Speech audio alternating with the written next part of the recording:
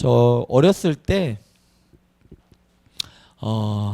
되게 무시무시한 말을 들었어요. 서원하게 되면 그 약속을 지키지 않게 되면 엄청나게 큰 벌을 받는다. 그래서 서원한 것은 꼭 지켜야 된다라는 생각을 아니죠. 이야기를 듣고 서원을 하면 안 되는구나. 하다 보면 못 지킬 수도 있지. 그것 때문에 그렇게 크게 벌을 내신다면 안 지켜도 차라리 서원을 안 하는 게 낫지 않겠냐. 저는 처음에 이렇게 생각을 했습니다. 그런데 오늘 말씀을 준비하다 보니까 서원이 얼마만큼 하나님과의 이 관계에 있어서 중요하고 그 관계를 얼마나 두텁게 만드는지 알게 되었습니다. 사랑이라는 것이 그 안에 전제되어 있기 때문이더라고요. 사랑은 처음에 감정으로 시작이 되는 경우가 많습니다. 남자와 여자가 처음에 탁 만났을 때 스파크가 팍 튀는 경우가 있죠. 이 사람이구나 해서 처음에 감정으로 서로를 좋아하게 됩니다. 마음이 뜨겁고 눈물이 나고 가슴 뛰어지는 그런 사랑들을 다 해보셨죠? 네.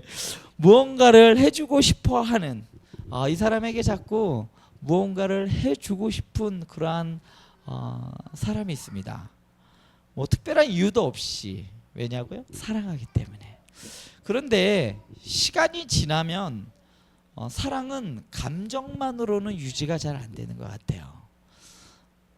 사랑은 결국 약속을 통해서 더욱더 사랑이 깊어지게 되어 있습니다.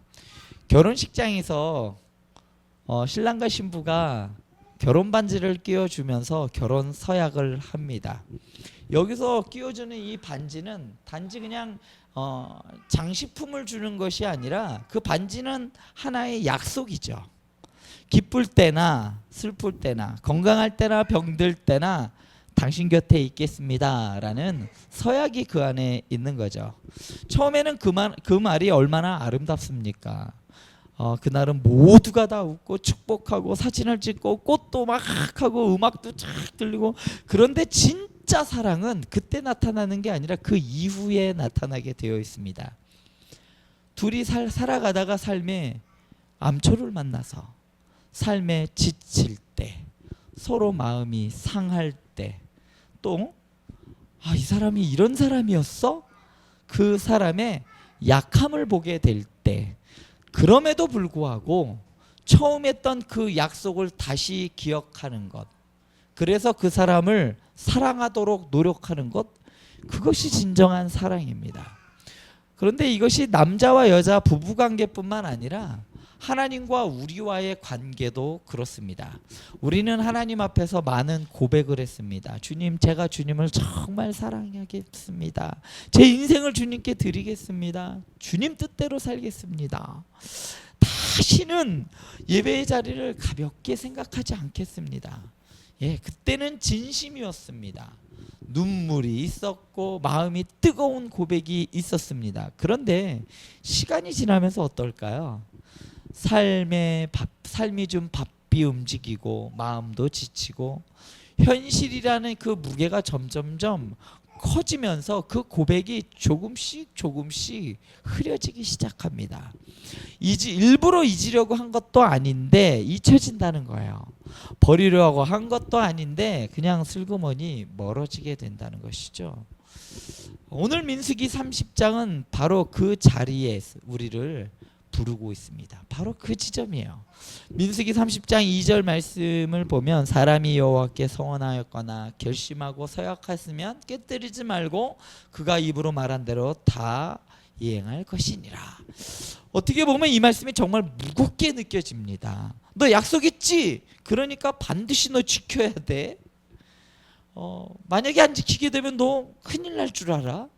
어찌 보면 우리를 정죄하려는 말처럼 보입니다. 그런데 오히려 이 말씀은 하나님과 우리와의 관계가 얼마나 깊은 관계인지를 보여주는 말씀입니다. 하나님께서는 우리의 말을 결코 가볍게 들으시는 분이 아니에요.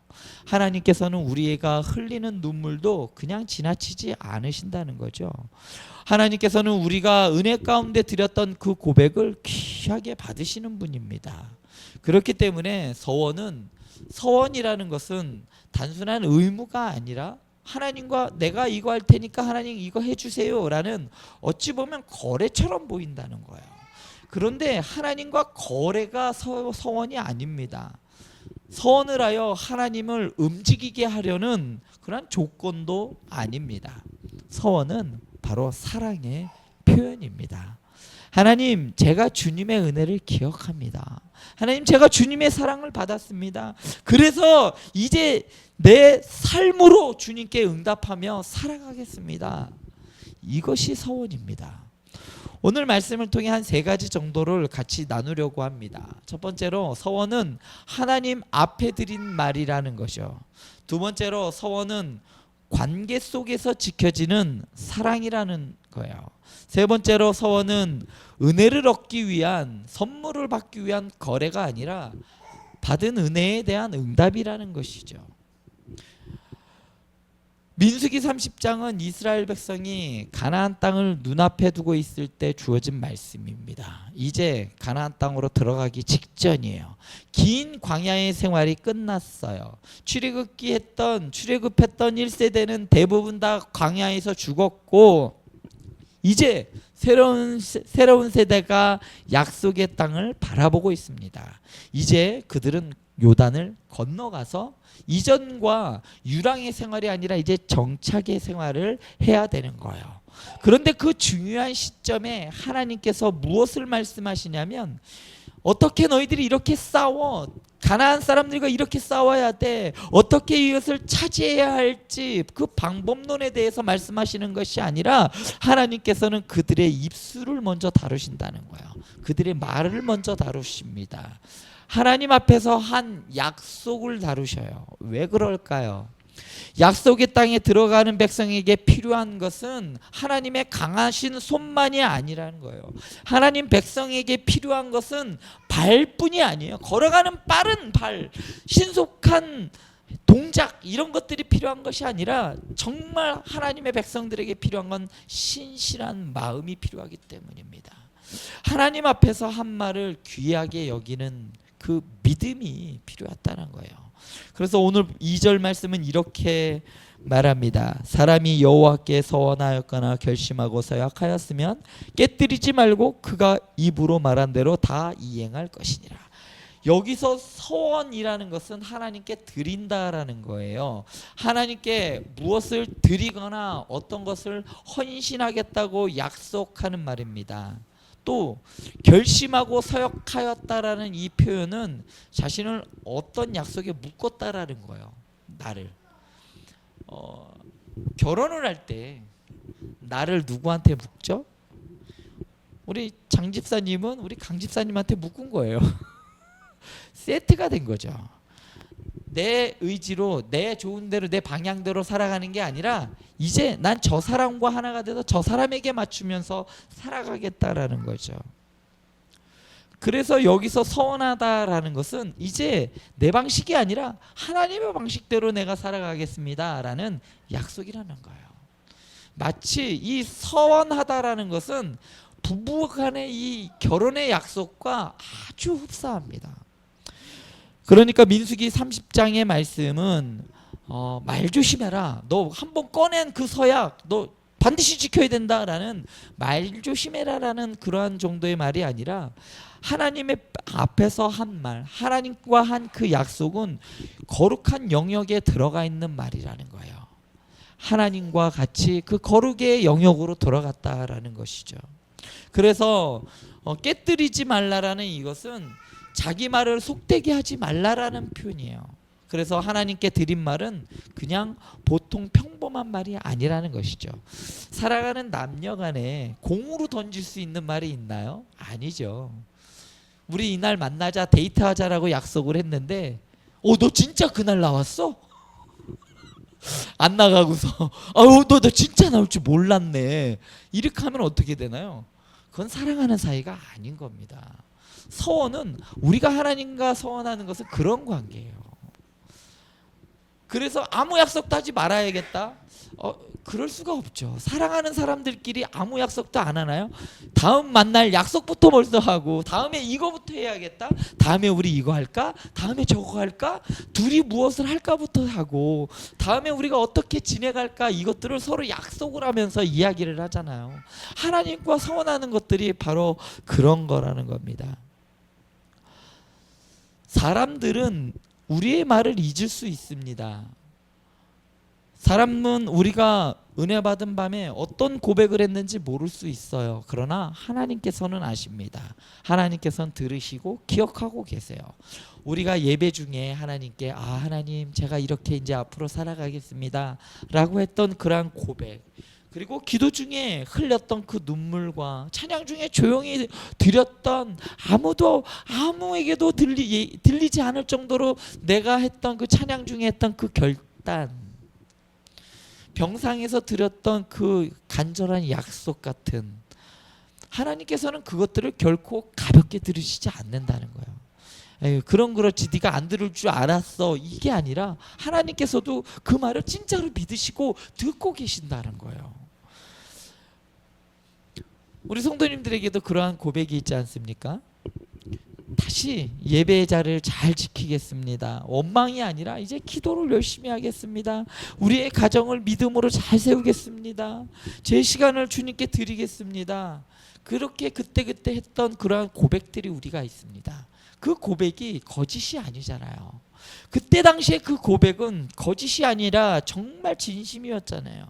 그런데 시간이 지나면서 우리가 육신이 지치고 나면 진심도 점점 흔들리는 거예요. 그때는 그랬지만 지금은 그 약속을 지킬 여력이 안 돼 보이는 거죠. 상처를 받게 되면 헌신하는 것도 흔들리게 됩니다. 아유, 저것도 왜 저렇게 튀는 거야 라고 하면 상처받는 거죠. 나는 진짜 주님이 좋아서 교회를 사랑해서 정말 헌신하는 마음으로 이렇게 하고 있는데 저것도 티낸다, 이런 얘기 수근수근 하는 소리가 들어버리면 시험이 들게 되는 거죠. 그래서 처음 맺었던 그 결단도 점점점 약해지는 겁니다. 그렇게 점점 우리가 그 약속을 잊어가지만 하나님은 기억하고 계십니다. 흐려진 것은 우리의 마음인데 하나님은 그날의 눈물을 기억하세요. 너가 그때 드렸던 그 약속은 진짜였다. 그래서 오늘 하나님은 우리를 정죄하기보다는 다시 부르시는 거예요. 네가 나를 사랑한다 했던 그 자리로 돌아와. 네가 내 은혜를 기억하겠다라고 했던 그 자리로 돌아와라. 서원은 그래서 부담이 아니라 사랑입니다. 서원은 의무가 아니라 고백이에요. 서원은 종교적인 행위이기 전에 하나님을 향한 마음, 진심입니다. 하나님은 완벽한 사람을 찾으시는 것이 아니라 하나님은 진실한 사람을 찾으십니다. 그런데 민수기 30장을 읽다 보면 조금 낯설게 느껴지는 부분이 있습니다. 본문의 대부분은 여성의 서원에 대한 말이에요.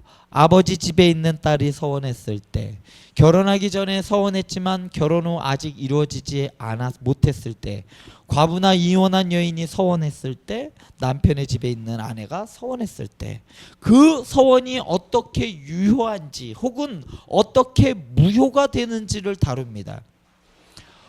오늘날 우리의 감각으로, 시대적인 감각으로 보면 질문이 생길 수가 있습니다. 왜 여성의 서원을 아버지나 남편이 듣고 인정하거나 아니면 남편이나 아버지가 그 서원을 무효로 할 수가 있을까? 마치 여성을 낮게 보는 그런 말씀처럼 보입니다. 그런데 오늘 본문을 자세히 보면 아주 중요한 사실이 보여요.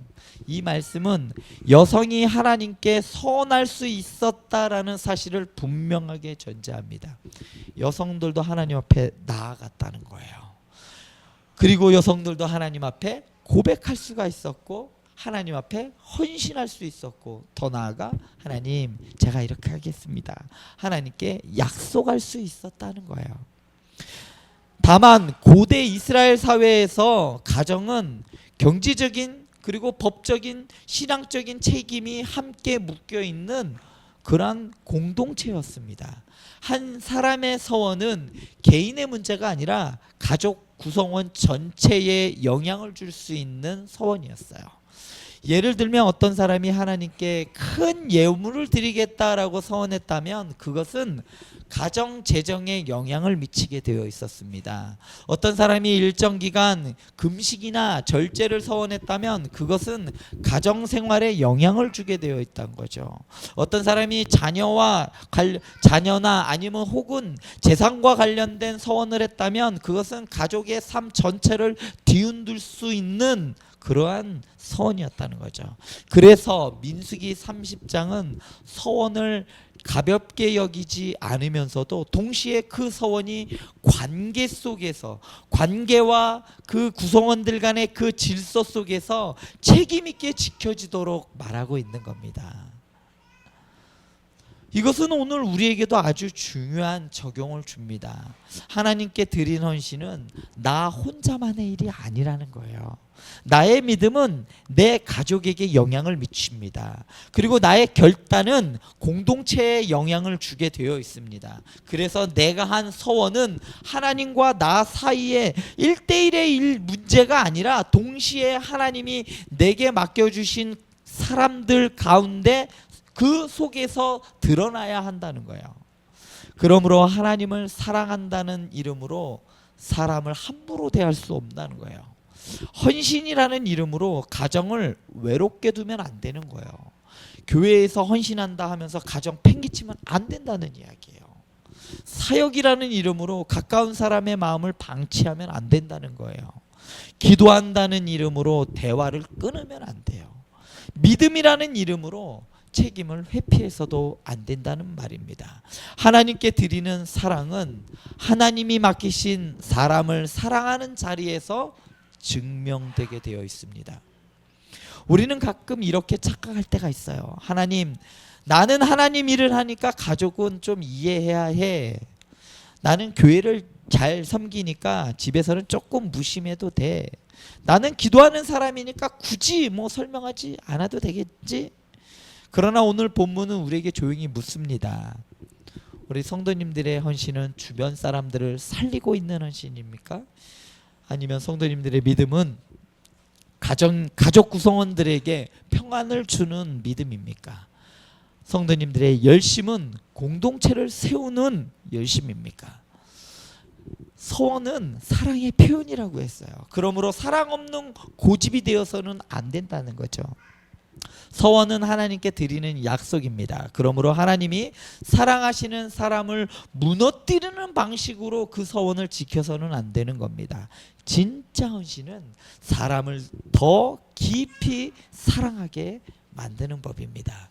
진짜 은혜는 말을 더 부드럽게 만들어요. 진짜 서원은 가정을 더 따뜻하게 만들고 교회를 더 든든하게 하고 관계를 더 신실하게 하는 것이 진짜 서원입니다. 성도 여러분, 우리가 하나님께 드린 약속이 참된 약속이라면 그 약속은 삶의 자리에서 반드시 열매를 맺어야 하는 겁니다. 가정에서 더 온유해지는 것, 직장에서 더 정직해지는 것, 교회에서 더 신실해지는 것, 이것이 하나님께 드린 사랑의 고백이 삶으로 나타나는 모습이라는 것이죠. 세 번째로 서원은 거래가 아니라 하나님의 감사에 대한 응답입니다. 이제 우리는 서원의 본질을 더 깊이 한번 볼까요? 서원이란 무엇입니까? 많은 사람이 서원을 마치 거래처럼 생각해요. 내가 이거 하면 이거 할게요.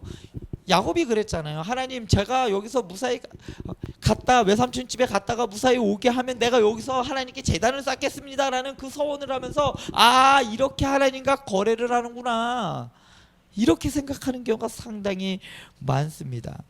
물론 고난 중에 드리는 간절한 기도는 귀해요. 하나님은 절박한 사람의 기도를 외면하지 않으십니다. 광야에서 부르짖는 소리를 하나님께서는 들으셔요. 눈물의 기도를 들으시죠. 그러나 성경적 서원의 중심은 거래가 아니라, 서원은 하나님을 움직이기 위한 조건이 아니라, 서원은 은혜를 사기 위한 값을 지불하는 것이 아니에요. 서원은 이미 받은 은혜에 대한 응답이라는 거예요. 하나님이 나를 살리셨기 때문에, 하나님이 나를 붙들어 주셨기 때문에, 하나님이 죄인된 나를 용서해 주셨기 때문에, 하나님께서 이 척박한 광야 같은 이 세상 속에서 나를 먹이시고 여기까지 인도하여 주셨기 때문에, 이제 내가 주님께 사랑으로 응답하는 것, 그것이 서원이라는 거예요. 서원은 은혜를 얻기 위한 계약서가 아닙니다. 서원은 은혜를 기억하는 사랑의 언어예요. 사랑하는 사람에게 약속할 때를 한번 생각해 보세요. 우리는 이익을 따지면서 사랑하는 사람끼리 약속을 하나요? 아니에요. 사랑하는 사람인데, 야, 내가 한번 이번에 보여줘, 밥 샀으니까 너가 다음에 사. 이렇게 하나요? 진짜 사랑하는 사람끼리 그렇게 하나요? 남녀간에 처음에 만나서 사랑이 탁 불붙었을 때, 아유, 그런 게 어디 있어요. 내가 니네 집 근처로 갔으니까 네가 이번에 우리 집 근처로 와. 이렇게 안 해요. 그냥 그 집까지 갑니다.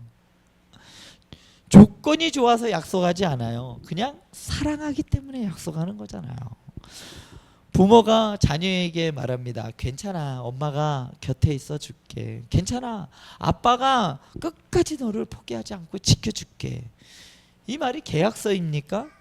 그러나 아이에게는 생명 같은 말이에요. 병실에서 가족의 손을 붙잡고 말합니다. 걱정하지 마. 아이의 손을 붙잡고 엄마가 걱정하지 마. 엄마가 옆에 있잖아. 그 말 한마디가 아이에게 얼마나 큰 위로가 될까요? 그 말은 치료제가 아니에요. 그렇지만 마음을 살립니다. 그 말은 상황을 당장 바꾸지는 못해도 버티게 만들어요. 왜 그렇습니까? 그 안에 사랑이 담겨져 있었기 때문이에요. 서원도 그렇습니다. 주님, 제가 주님을 사랑합니다. 주님, 제가 예배의 자리를 지키겠습니다. 주님, 제가 다시 기도하겠습니다. 이 말은 하나님을 설득하기 위한 말이 아니잖아요. 이 말은 하나님께 사랑을 표현하는 말입니다. 하나님은 우리의 큰 말보다 진실한 마음을 기뻐하세요. 화려한 서원, 이렇게 하면 제가 이렇게도 하고 저렇게도 하고 이거 해주시면 이렇게 하겠... 아니에요. 하나님께서는 아주 작은 신실함을 기뻐하시는 분이십니다. 평생 제가 완벽하게 살겠습니다 라는 이러한 거창한 말보다 오늘 하루 원망 한마디를 줄이려는 그 마음을 기뻐하십니다. 다른 사람에게 짜증내지 않으려고, 가족들에게 내가 불편하게 이야기하지 않고 위로해주고 가족들에게 힘을 주는 말을 하려고 하는 그 마음을 하나님께서는 기뻐하신다는 것이죠. 내 모든 것을 다 드리겠습니다, 이 말씀을 좋아하시는 것이 아니라 오늘 내게 맡겨진 그 작은 자리에서 불평하지 않고 충성하는 것을 하나님께서는 더 기뻐하십니다. 오늘 우리 성도님들이 하나님께 드릴 수 있는 작은 사랑의 약속은 무엇입니까? 오늘 주님, 제가 먼저 사과하겠습니다. 그 사람 지난주에 저한테 이렇게 했지만 제가 이번 주에 만나면 먼저 제가 미안해 하겠습니다. 결코 오늘 예배를 이제 앞으로 가볍게 여기지 않겠습니다. 오늘 내 입술을 잘 지키겠습니다. 이 작은 약속들이 우리의 영혼을 살리는 것이고, 이 작은 서원들이 모이고 모여서 식어진 사랑을 다시 데우는 역할을 하게 되는 것입니다. 서원은 그래서 사랑의 표현입니다. 그리고 사랑은 언제나 작은 신실함에서부터 시작합니다. 그런데 성도 여러분, 여기서 우리는 중요한 질문 앞에 서게 됩니다. 하나님께 한 약속을 반드시 지켜야 한다면 그러면 나는 어떻게 되는가? 나는 이미 너무 많은 약속들을 하나님께 했는데 그거 다 지키지 못하고 매번 지키지 못하는 나는 어떻게 되는가? 이 말씀 앞에 우리는 정직해야 됩니다. 우리는 약속을 잘 지키지 못하는 사람들입니다. 사람에겐 뿐만 아니라 하나님께도 무수히 많은 약속들을 했지만 무수히 많은 배신을 했죠. 기도하겠다 하고 잊어버렸고, 올해는 꼭 성경 일독을 하겠습니다, 하나님의 말씀을 꼭 매일매일 보겠습니다, 그렇게 했는데 한 달 만에 어느새 용서하겠다라고 하면서 마음속 깊이 절대 용서하지 못한, 옹이가 박힌 것처럼 용서하지 못하는 사람이 있습니다. 우리는 하나님께 예라고 말했지만 삶으로 아니요 라고 말할 때가 너무 많죠. 그렇다면 우리는 그럼 소망이 없는 걸까요? 다시 결심해야 할까요? 물론 우리가 결단하는 것도 필요합니다. 그러나 우리의 구원은 우리가 결단을 한다고 해서 우리의 구원이 견고해지고 우리의 구원이 완성되는 것이 아닙니다. 우리의 소망은 우리의 서원 위에 있지 않고 우리의 소망은 하나님의 약속 위에 있는 겁니다. 우리는 약속을 깨뜨리지만 하나님은 약속을 깨뜨리지 않으세요. 우리는 하나님의 사랑을 자주 잊어버리지만 하나님은 그 사랑을 잃어버리지 않아요. 그래, 그때 네가 그렇게 나를 사랑했었지. 그 기억 때문에 우리를 붙들고 계셔. 지금은 비록 얘가 주님은 나를 지금 잘 떠나 있고 지금은 교회 생활을, 신앙 생활을 안 하고 있지만, 그래, 너 전에는 그렇게 나를 사랑한다고 했잖아. 그 약속 때문에 하나님께서는 포기할 수가 없는 거예요. 우리는 소원을 점점 흐리게 잃어버리지만 하나님께서는 그 약속을 끝까지 붙드십니다. 그리고 하나님의 신실하심이 어디서 가장 두드러지게 나타나느냐? 바로 십자가예요. 우리는 약속을 잃어버리지만 하나님은 결코 약속을 깨뜨리지 않는 분이라는 것을 그 십자가를 통해서 증명해 보여주셨다는 거예요. 우리가 하지 못한 그 약속에 대한 순종을 주님이 완성하셨어요. 우리가 감당해야 할 죄의 무게를 주님이 대신 지시셨잖아요. 그러므로 하나님의 신실하신 사랑 안에서 다시 진실하게 주님을 사랑하시기 바랍니다. 율법은 우리에게 말합니다. 네가 약속했으니 지켜라 라고 율법은 말합니다. 그러나 복음은 우리에게 말합니다. 그리스도께서 너를 끝까지 붙드셨으니 이제 사랑으로 응답하라. 율법은 우리에게 우리의 실패한 것들을 드러내 보입니다. 우리의 한계를 드러내 보여요. 그렇지만 복음은 실패한 우리를 다시 일으켜 세웁니다. 우리의 입술을 진실하게 만들고, 복음은 내가 너를 끝까지 사랑했잖아, 그러니까 다시 내게로 돌아오라고 말씀하십니다. 하나님께서는 완벽한 사람을 찾는 것이 아니에요. 한 번도 약속을 어긴 적 없는 사람을 부르시는 것이 아니라 하나님은 진실하신 사람을 부르십니다. 무너진 자리에서 다시 주님께 돌아오는 사람, 실패한 약속 앞에서 변명하지 않고 은혜를 붙드는 사람, 그 은혜 때문에 다시 사랑의 약속을 드리는 사람. 하나님, 제가 지난번에는 미처 못 드렸지만 그 약속 내가 못 지켰지만 이번에는 내가 다시 한번 주님께 약속할게요. 이번에는 제가 꼭 반드시 주님과 한 이 약속을 지키겠습니다. 하나님께서는 그런 사람을 기뻐하세요. 오늘 저녁 삶의 무게를 안고 이 자리에 계신 우리 성도님들에게 하나님은 무슨 말씀을 하실까요?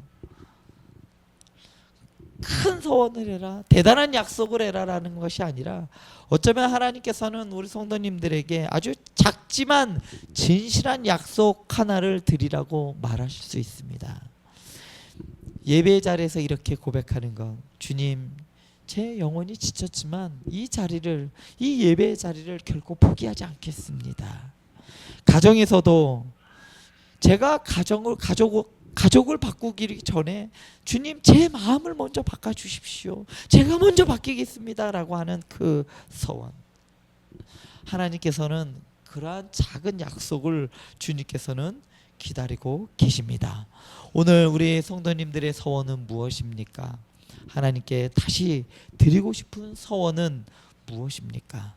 거창하지 않아도 되고 크지 않아도 되고 사람들에게 보일 만한 것이 아니어도 괜찮아요. 그냥 하나님께 진실하게 드릴 수 있는 한 문장이면 됩니다. 주님, 다시 시작할게요. 주님, 다시 사랑할게요. 다시 예배할게요. 다시 순종해 볼게요. 그 한 문장이 오늘 우리 성도님들의 소원이 될 수 있습니다. 사랑의 표현이죠. 그 한 문장이 하나님을 향한 사랑의 표현이 되는 겁니다. 그 한 문장이 우리의 식어진 영혼을 다시 주님께 돌이키는 작은 시작이 될 수 있는 겁니다. 혹시 이런 마음이 드실 분들이 있을 수도 있어요. 제가 염치가 없죠. 벌써 몇 번째인데요. 사실은 또 무너질까봐 겁나요. 또 뒤로 뒤돌아설까봐, 하나님께 약속한 거 그거 또 못 지킬까봐 그게 두렵습니다. 근데 그 마음 그대로 그냥 가지고 나오세요. 하나님은 실패한 사람을 버리지 않아요. 하나님은 깨진 약속의 자리에서도 우리를 다시 부르십니다. 왜냐하면 우리의 구원은 우리의 완벽한 서원 위에 있는 것이 아니에요. 우리의 구원은 예수 그리스도의 완전한 순종 위에 있는 겁니다. 그렇기 때문에 우리의 소망은 흔들리지 않는 그 하나님의 언약 위에 있기 때문이죠. 사랑하는 성도 여러분, 오늘 집으로 돌아가시기 전에 마음속으로 한 문장을 정리했으면 좋겠습니다. 주님, 저는 이제 무엇 하겠습니다. 한번 가슴에 한번 나는 앞으로, 나는 이제 이렇게 하겠습니다. 나는 이제 그동안 놓쳤던 하나님의 말씀을 다시 읽겠습니다. 주님, 이제 내가 하나님께 매일매일 정한 시간, 그 시간을 하나님께 드리며 기도하겠습니다.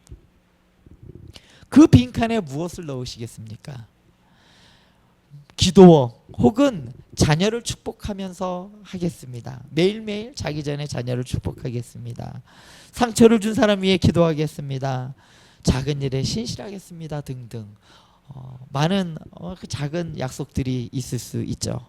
그러나 기억하시기 바랍니다. 그 약속을 지키는 힘은 내 의지에서 나오는 것이 아니라는 것이죠. 우리의 힘은 오래가지 않아요. 우리의 감정은 금방 식습니다. 우리의 결심은 자주 흔들려요. 그래서 우리는 이렇게 기도해야 합니다. 주님, 제가 주님께 약속합니다. 그러나 제 힘으로는 이것을 지킬 수가 없어요. 주님, 저를 붙들어 주세요. 제 마음을 새롭게 해주시고 주님이 제 사랑을 다시 뜨겁게 해 주십시오. 이렇게 서원했으면 좋겠습니다. 내 힘을 자랑하는 약속이 아니라 하나님의 약속을 의지하는 약속. 하나님은 약속을 지키시는 분입니다. 광야에서도 지키셨잖아요. 이스라엘 백성들 구약의 약속을 보면, 구약의 이 모든 성경의 곳곳을 보면 하나님은 한 번도 그 약속을 안 지키신 분이 아니에요. 이렇게까지도 지키셔. 볼 때마다 아니 이런데도 얘네들이 이렇게까지 막 나가는데도 하나님이 지키셔? 어떤 목사님은 이런 하나님에 대해서 좀 심하게 이런 얘기를 하더라고요. 벨도 없는 하나님. 나 같으면 당장 버렸다. 잘못했어요.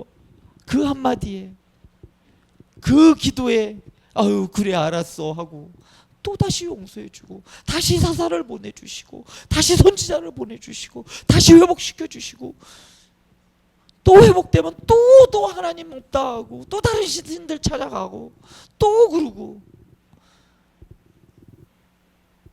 사랑하는 여인들도 그렇게 한두 번 하면 헤어집니다.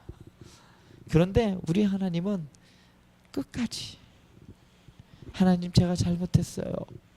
그래 에휴 그랬어. 우리가 회개하고 돌아올 때마다 우리를 반겨주시는 하나님, 그 하나님이 오늘도 우리를 붙드십니다. 그러므로 다시 사랑하십시오. 그리고 다시 고백하세요. 그리고 다시 일어나서 다시 주님께 말해보세요. 제가 주님을 사랑합니다. 부족하지만 제 삶을 주님께 드립니다. 서원은 진실한 삶의 표현이에요. 사랑의 표현이에요. 우리의 입술이 다시 거룩해지고, 우리의 가정이 다시 사랑으로 채워지고, 우리의 사명이 다시 은혜로 회복되고, 우리의 삶이 하나님의 신실하심을 드러내는 증거가 되기를 주님의 이름으로 축복합니다.